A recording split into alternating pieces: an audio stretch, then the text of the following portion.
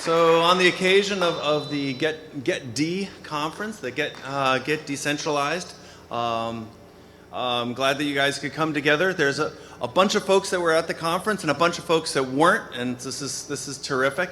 Welcome to, how many people have never been to the Internet Archive? Excellent, welcome. So I'll give sort of a general idea of like, where the heck are you? In the land of the internet, which is innately distributed in the World Wide Web that has servers all over the world, what we decided was we really wanted to centralize it all again and put it here. So in the centralization of the internet, you're kind of looking at it. In fact, if you crane your heads back, the machines in the back over there are parts of the server cluster that are the Internet Archive. So that's about 5 petabytes of data. It goes megabytes, gigabytes, terabytes, petabytes. A lot. So that's 5 petabytes of the 20 petabytes of the primary copy of the Internet Archive. We have another copy in Richmond, California, in Redwood City, and a partial copy in Amsterdam, and a partial copy in Alexandria, Egypt. Really, which is kind of cool. But it's sort of like, well, after we've figured out how to go and spread this stuff all out, sort of bringing it all back together again doesn't make any sense, especially if you go to a conference full of very, very smart people trying to figure out how to make the internet even more distributed. In the sense that try to make it so that there's no central points of control, that if you take out any particular pieces of hardware, that the thing continues to work. You don't lose websites, you don't lose the DNS. There aren't central places for spying. There aren't central places for cutting off things like all of China from the whole Internet Archive or the New York Times. How do you go and have a resilient, reliable system that also is private so you could read websites without being spied on? And how can you make this work and still have the completely fun internet that we have? And I'd say that the group that came together today was a fine, wonderful amalgam of very different points of view on how this could come about. So anyway, that's it was a pleasure today, and it goes on again tomorrow. So tonight I'm going to stop talking really soon. Then we have 2 other short speakers, well, tall speakers, but short talks. But I thought I'd give a little bit more about idea what the Internet Archive is, and then after we have our talks here, we'll go back downstairs, small celebration, and I'll give anybody a tour around the place that would like it. But the Internet Archive is a nonprofit library. The idea is to try to provide universal access to all knowledge. All books, all music, all software, all video, all web pages ever created by humans, we would like to be able to make it so that anybody that has an interest in anything can have access to it. That's sort of the technological opportunity of our time. And it turns out that it's actually small enough and manageable enough by computer standards to do it. But it does require working together to go and build something like this. And that's the reason why I sort of threw my hat into trying to get this World Wide Web thing to work. But there were some pieces missing, like the reliability aspect. So we built this Internet Archive starting about 20 years ago to go and archive the World Wide Web. Then we started archiving television, so we're doing a lot of television. And then books, about 1,000 books a day, movies, music, that kind of thing. We bought this building because it matched our logo. So that was our logo for 15 years. And then this building with the pillars and everything, it came for sale. It's like, that's our logo. And so we said, well, we have to buy it. And it was a Christian Science church. So Christian Science is not Scientology. Christian Science is a late 1800s Boston-based religion by a woman. Yeah. And it's actually a very intellectual tradition. And we thought, oh, okay, well, we'll buy this place, flatten the floor, and make it into a library. But it's really unclear what a library looks like right now. So we all work downstairs, and I'll show you around sort of what it is we're doing and things like that. But we thought, why don't we just tread a little carefully, move a little slowly, and leave the pews. I won't make you sit in them for too long, or as Garrison Keillor calls them, seats for sinners. But we left the pews and we're slowly taking it over. We're just putting in volunteer stations for doing CDs and LPs in the back. And so we're starting to sort of take it over. And then there are the little guys. They're us. So they're if you work at the Internet Archive for 3 years, then we make a little statue. And so it's basically a way of celebrating the people that have put their lives into service, basically going and not doing the rat race or gold rush of Silicon Valley, but deciding that they want to work in the nonprofit sphere and throw themselves into that. And so that's this is kind of who we are, including people that are scanning books all over the world. There are about 140 of us. About 100 of us are scanning books in all these scanning centers. And as we turn 3 years old, then we make these little statues. I'm over there next to Aaron Schwartz and Ted Nelson. Okay, cool, creepy. Where are we on the? Cool, creepy, cool. All right, okay, cool. Don't come here at night. They start running around. But anyway, so the Internet Archive is an organization that's trying to basically make it so this information is available, and we're running into real problems that Snowden has basically made very much aware, that the internet that we've all sort of thrown our careers into and trying to make work is being corrupted and spied on and made fragile by people that shouldn't be doing it. And it's now happening all over the world. And so we need technologies, technologists, and approaches to go and build a reliable system that we can count on, that we can think of as private places to put our lives, maintain our relationships, and make it all grow. And the GETD conference that we're now just finished the second day, there's one more day at the Red Vic on Haight Street, is a tremendous addition. And I thank you very much for putting it together and inviting us. So thank you very much. You're up. The starter of GETD. Yeah. Hello, everyone. I feel really quite special. It's an amazing place here. It's an amazing institution.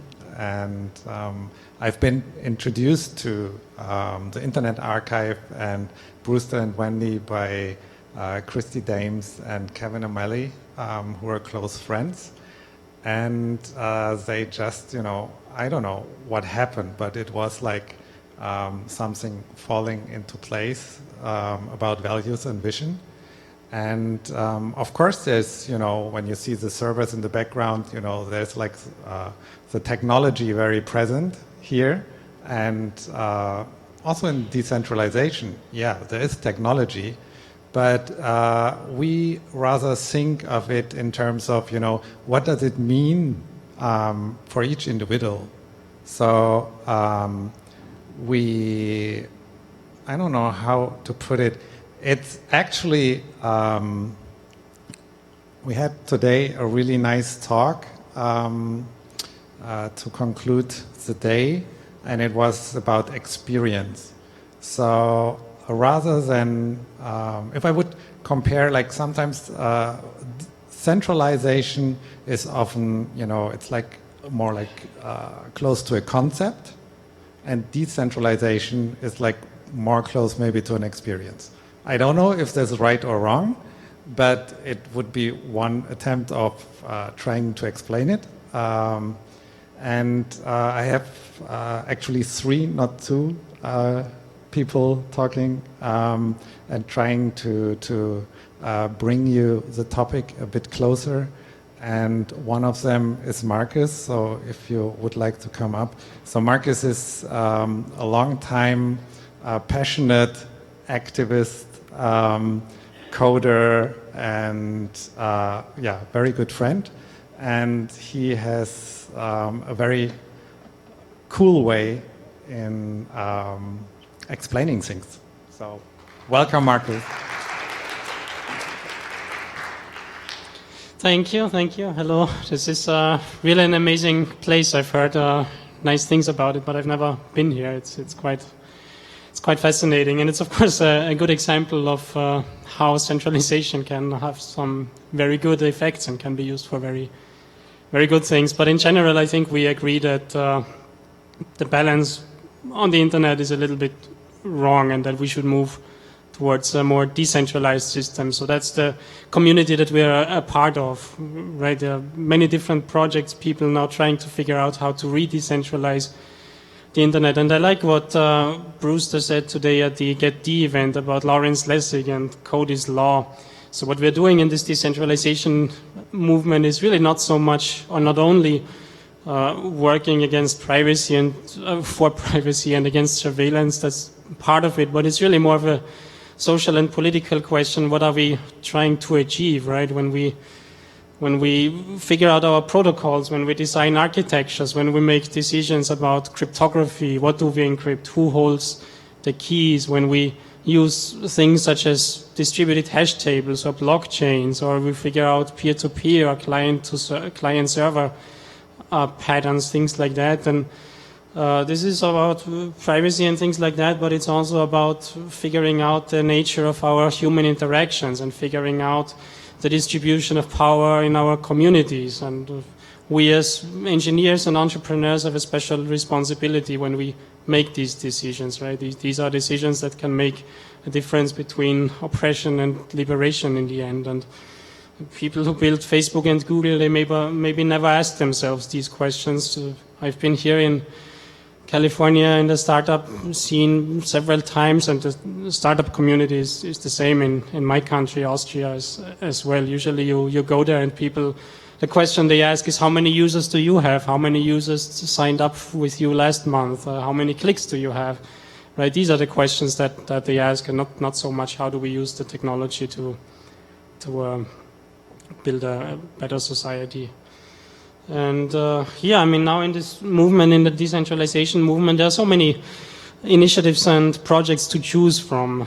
There are things happening on all layers of the internet. We have very low-level things, topics on hardware, mesh networking, routing protocols, and we have higher-level initiatives, writing applications, making encryption easy. And today at the GETD event, we created this big paper where we listed some of the projects that we knew. And a while ago I was at the Chaos Computer Congress where we tried to do something similar. We tried to map out all the different projects. How do they relate to each other? How do they complement each other? How do they, what can you achieve with them if you combine the different pieces of the puzzle?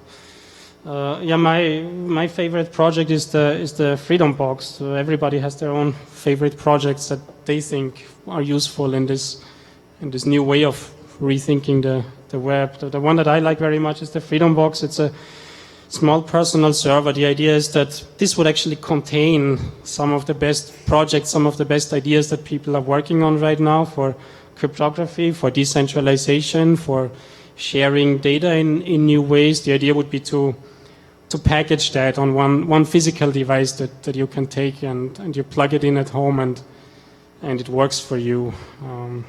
And it can do different things. Like I said, there are so many different ideas, different things to work on. For example, it can be an identity provider when you log into websites, right? You want to log into a website, you don't want to do that with username and password, and you don't want to log into a website with Facebook Connect or log in with Twitter or things like that. You want to do that with an identity that you control that could be hosted on your box. Instead of using Dropbox, where all files are centralized, you may want to host your files on a Freedom Box. Instead of using Gmail, you might want to send messages from one box to another that we have at home. And there are other ideas. Maybe the biggest question or the most interesting function that a box like that can potentially have that we tried to demonstrate today was that this would actually contain your personal information, profile data, your digital self in a way. And then with software such as the one that Yolocom is working on, you could try to visualize that, and you can try to think of online identities and online personal data as a graph that is inherently distributed. So you could imagine me having a box at home where I store information about myself, and other people my friends could also have a box at home and store their part of the graph, their own part of their own identity physically within their own home, basically, rather than in the cloud. And then with the right software, you can make connections, and you can find new ways of interacting and linking information in a way that is not controlled in a centralized way. So that's what I like about this particular project. It's something that you can feel and touch, and the idea is to make some of these new ideas easy and accessible. That's one of the big challenges that we talked about today, right? That it's not very useful if we as hackers work on things that then only we as hackers and computer scientists can use. We have to work on making some of these new ideas easy to use. We have to work on user interface. That's one of the questions, right? One of the challenges. Another challenge is that we are facing, we also talked about that, is of an economic nature. There are so many people working on good ideas who don't know how to pay their rent.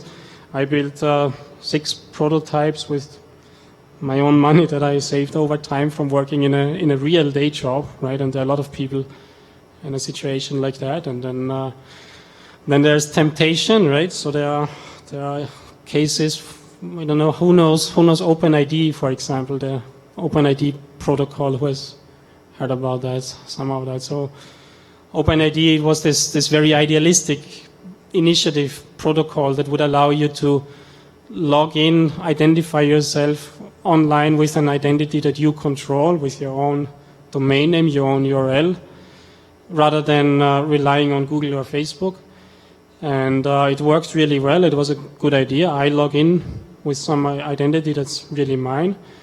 And then what happened? Some of the leaders, some of the champions of this very idealistic protocol, they were hired by Facebook, and then that same protocol actually was transformed into what is now Facebook Connect, which is actually maybe one of the most dangerous components on the internet today, because now we have Facebook Connect. Everybody logs in on the internet with Facebook Connect, which means that Facebook has even more data about all the websites that we sign into. So there's this threat, right? We might work on very idealistic projects, but what if somebody came up to me and said, "Hey, Markus, so I give you a few $1 million to build a box that is a little bit like the Freedom Box, but in exchange, why don't you put some advertising or some surveillance software right on the box?" And then that's what we put in people's homes, right? What would I do then? So there's these challenges, but there's not just temptation. There's also something which is maybe bigger than that, which is idealism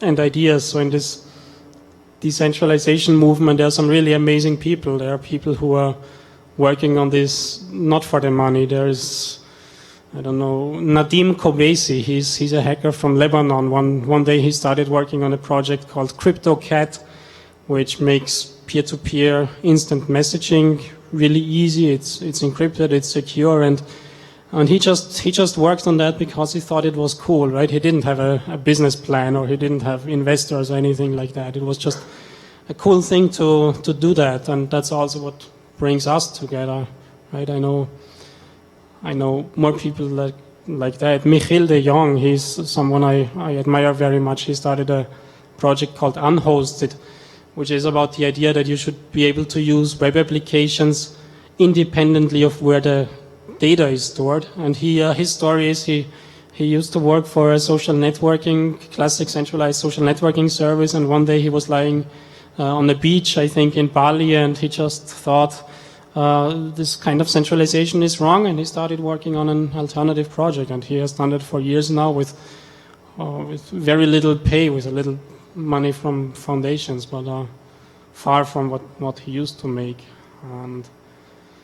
And then there are the the best example maybe the diaspora people. Who knows diaspora? That was a few years ago, this idea of doing a decentralized social network, a Facebook without a Facebook, without a one centralized Facebook, and Daniel, Raphael, Ilya, Maxwell, they just did it because it was cool. There's now a book about them, right? The title of the book is More Awesome Than Money, and that's why we do it, because it's the right thing to do. And when a few years from now, when we look back, then this is what we will remember.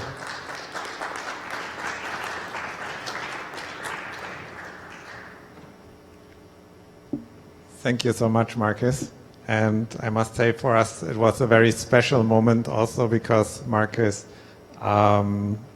gave us as a gift our first YOLOCOM Freedom Box, and we installed also the first server on it, and it worked. Yeah, so great. So there's decentralization, and there's another thing that you might have heard of already, Internet of Things. Like, you know, for whom is this? Like, you have heard about Internet of Things? Okay. So Hauke, he is from Berlin, and they are building a very cool operating system, and he just wants to give you a few words about why openness is so important for the Internet of Things. So, welcome.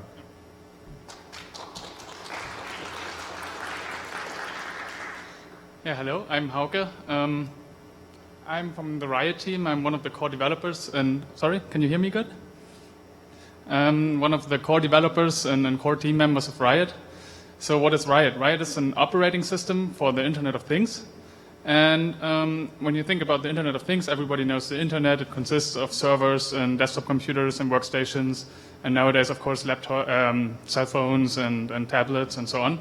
But now we have the situation that we have these things. So it's mostly constrained embedded devices, mostly just have memory in the terms of kilobytes, not gigabytes of memory.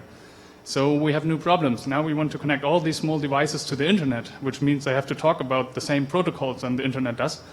And so we have the dilemma that the normal operating systems we are using, like Linux and macOS, they just don't fit on these devices. They don't run there. So, of course, we need operating systems for those small devices to make them portable again and to make software development easy and to actually speed up the whole development process and make these devices usable. And so we're making this operating system, Riot, for these devices. And to put it very, very boldly, we try to become actually the Linux for the IoT devices. Of course, it's very far away, and we have no idea if it works, but that's what we're aiming at. And for us, it's very important. It's not just the technical basis where we try to be as easy to program as Linux and so on, but it's also the whole idea behind it. It's open source. It needs to be open source. So we stay with an LGPL license, which makes sure that everybody contributes back to the community and that the whole system stays definitely open and nobody can just run with it.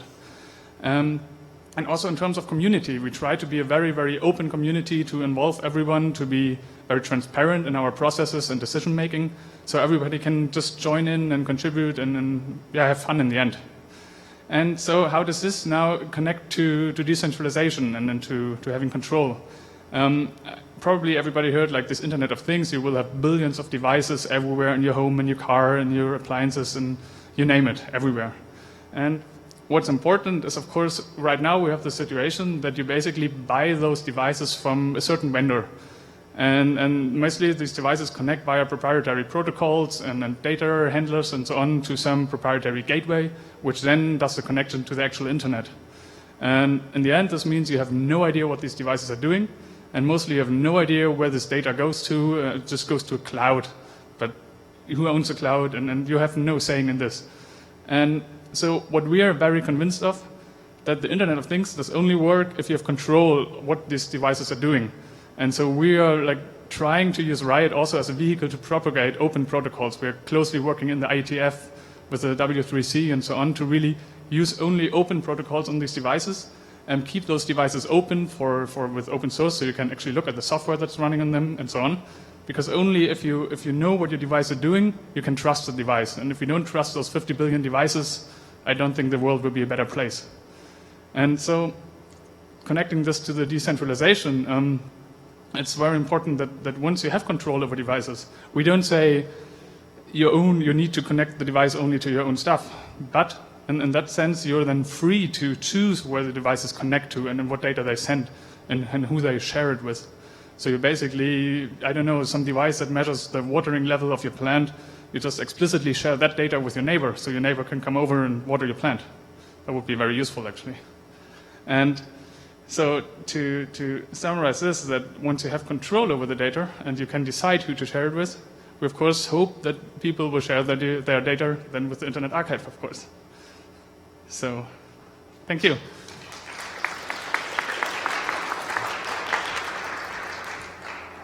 Thank you, Hauke. So that's Internet of Things. And I think the technology, what it really should do is, well, it should connect us, but with what? So there's this book from What Technology Wants from, say the name, Kahle. Kevin Kahle, exactly. So I think it's a super interesting book, but I must say I don't necessarily agree with it because I don't see myself or anyone else, in the means like to be a part of technology. I rather see technology as a means to help people and empower people. And this also, I would like to make this stretch, is a topic of inclusion. It's a inclusion of everyone who is not having access either to knowledge or any other types of benefits. And I would like to invite William to tell a little bit about his story and the dynamics of technology that align with inclusion. So,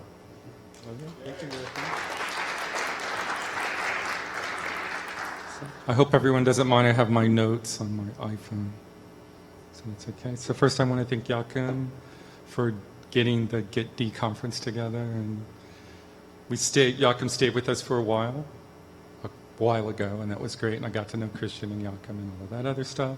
So, right. So first I'll talk a little about myself so you know where I'm coming from. So I grew up in black ghettos on the East Coast, in Norfolk, Virginia, and in Lynchburg, Virginia. My mother was associated with the Black Panther Party.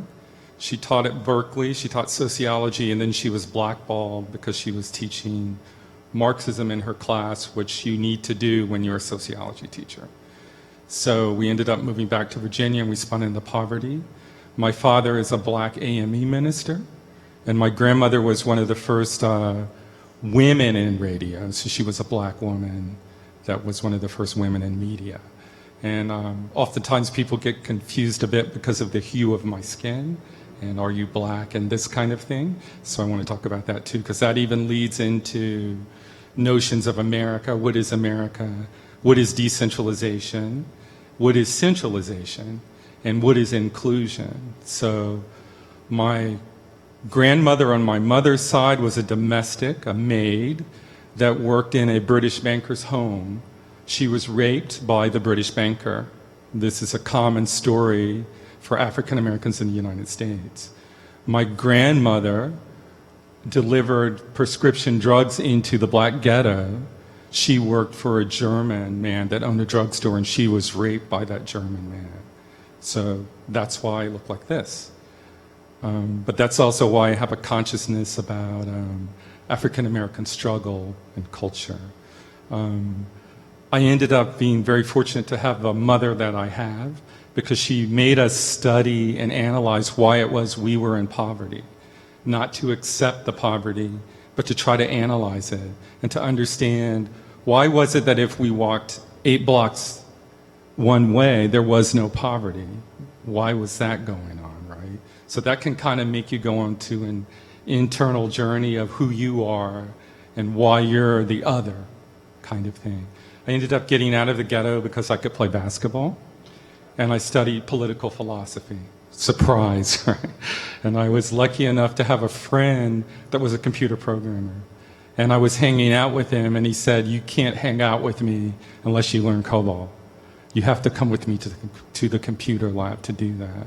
And that was a wonderful thing, because I started to understand that you could make change with computers. There was a possibility to make change, and that you didn't have to ask anyone for permission to make anything. You could write the code and make the stuff, right? So that was kind of a wonderful journey. I guess because of my background, and I was going to use the word dispossessed to describe my background, but that's too empowering to people that are in the status quo, so I'm not going to do that.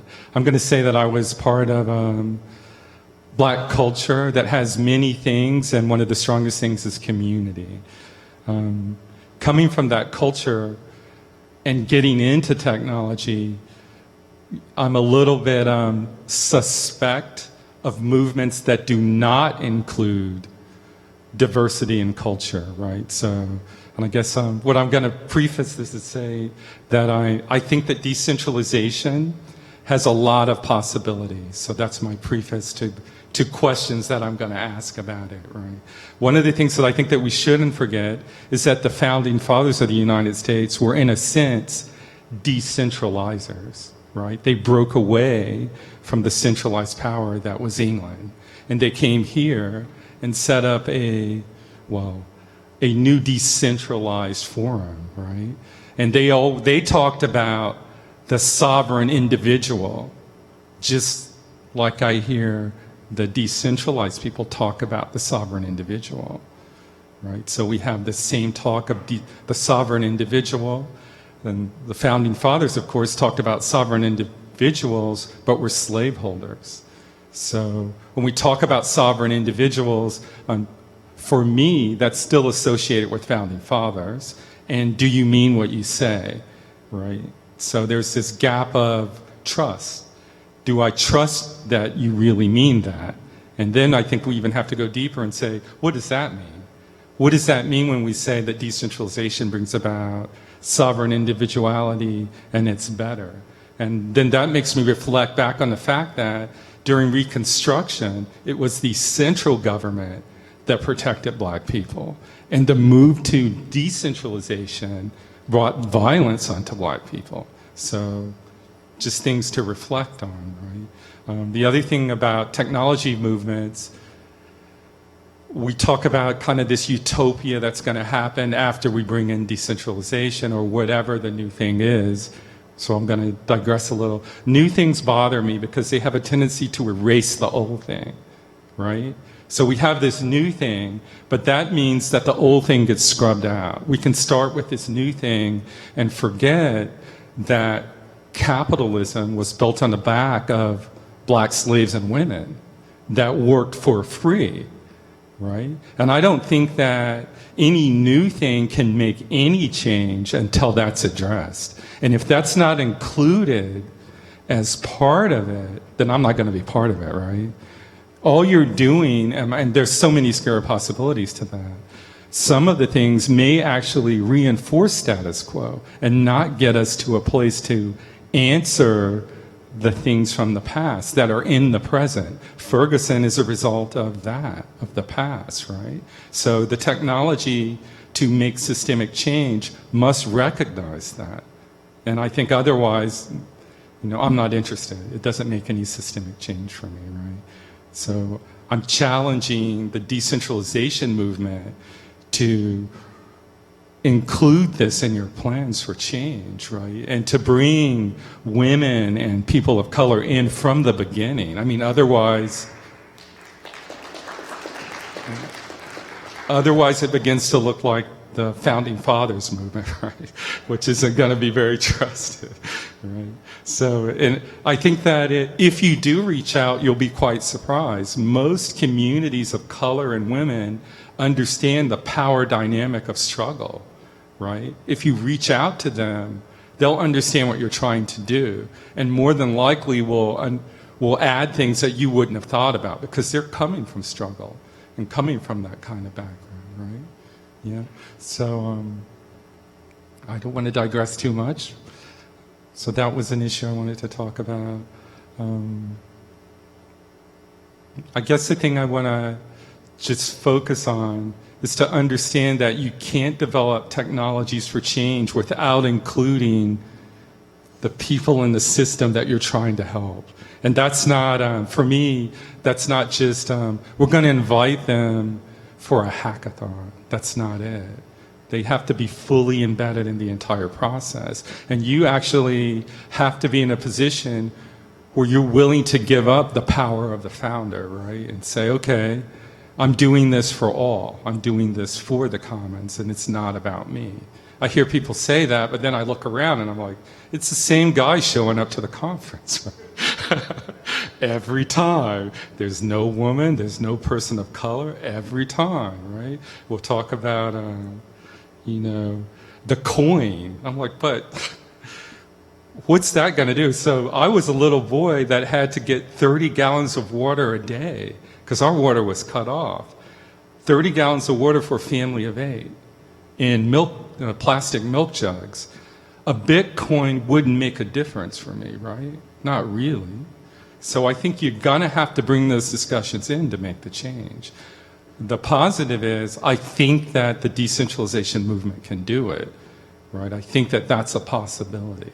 So I'm just going to end on a hopeful note that I think the people involved, I've spoken to most of them, and I believe that they can make the change and understand the systems that exist that need to be touched. So that's it for me.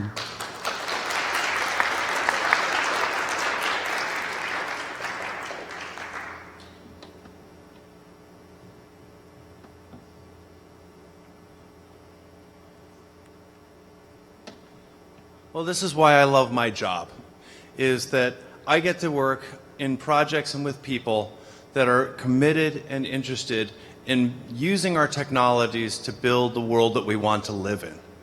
That the struggles, the shaping of our technologies reflect ourselves, or organizations reflect ourselves. So when do we work in smaller groups, or do we work in decentralized groups? Do we all work in hierarchical organizations? When are those right and wrong? Our relationships to each other all reflect ourselves. And this is this movement, this idea of building technologies that are innately decentralized is completely counter-trend. So we have the world as it used to be when we were growing up, the idea of opening a book. Nobody knew I was opening that book. But now there's a company that probably knows every book that I've bought. And what it is I'm reading, how far it is I've gotten through it. So going and rallying around the ideas of decentralization is just fantastic. That at this point we can lock the web open. That we can build the next generation of code that has our values actually in it. Can we go and bake the First Amendment, freedom of expression, into the code itself? And this is a fantastic opportunity, and I'm so glad that we've come together to be able to do this. So thank you for the GetD.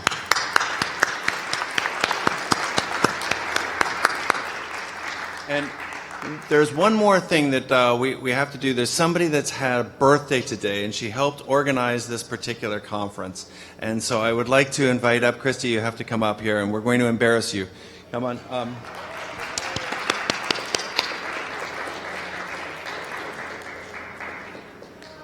Okay, so it's you. Huh? You're welcome. Okay. Ooh, all right. Score. Did we come to the right party? There you go. So, all right, let's do it to her. Happy birthday to you. Thank you. Happy birthday to you. Happy birthday, dear Christy. Happy birthday to you. Thank you. Yay. Thank you. Yay, thank you. Did we get some of this too? Everybody gets everything. Okay, so what I'd like to do at this point is we're done. Anybody that would like to come on a tour, we're going to sneak through downstairs, and I'll give sort of a general idea of what the Internet Archive does. But you really don't have to do that, because if you go down that way, you get cheese, crackers, alcohol, other good people to talk to, fun things to do right away, and a cool thing like this. So, that way. Thank you very much. Yay! All right, I'm in the pulpit. Yes.